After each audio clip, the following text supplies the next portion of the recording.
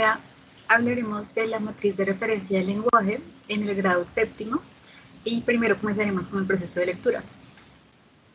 Y miren, así está estructurada la matriz de referencia. Entonces primero está la competencia comunicativa en el proceso de lectura y está relacionada con el componente pragmático. Por eso se llamaba, ahorita denominé lo de la perspectiva del cuadro de doble entrada entre estas dos relaciones. Y aquí observamos los aprendizajes que los estudiantes deberían adquirir en este componente, donde primero ellos deben reconocer la información explícita e implícita de la situación comunicativa del texto y asimismo evaluar información explícita o implícita de la situación de comunicación.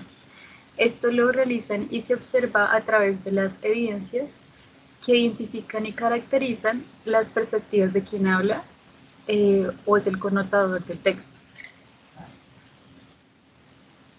Luego tenemos el componente semántico en relación con la competencia comunicativa en el proceso de lectura.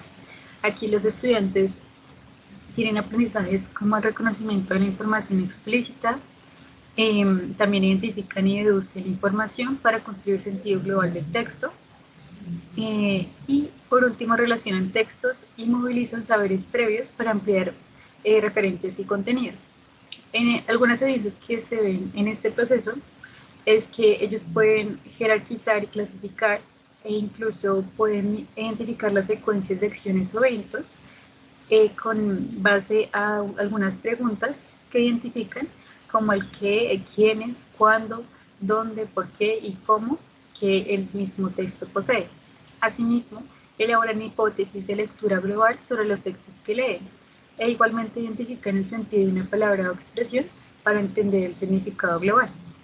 Por último, difieren visiones del mundo que posee el texto e identifican relaciones de contenidos y formas de dos o más textos.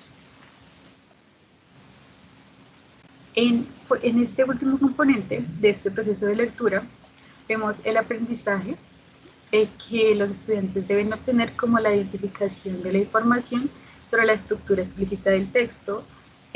También se rescata la información implícita, la organización, el tejido y los componentes del texto y por último se evalúa la información de tanto el aspecto explícito e implícito de la organización, tejido y componentes del mismo texto. Esto a partir de las evidencias como la identificación de la función de la estructura del texto, y aquí los estudiantes distinguen el tiempo de narración y el tiempo de los hechos que aparecen en el texto. Y luego reconocen algunas estrategias propias que tiene cada tipo textual.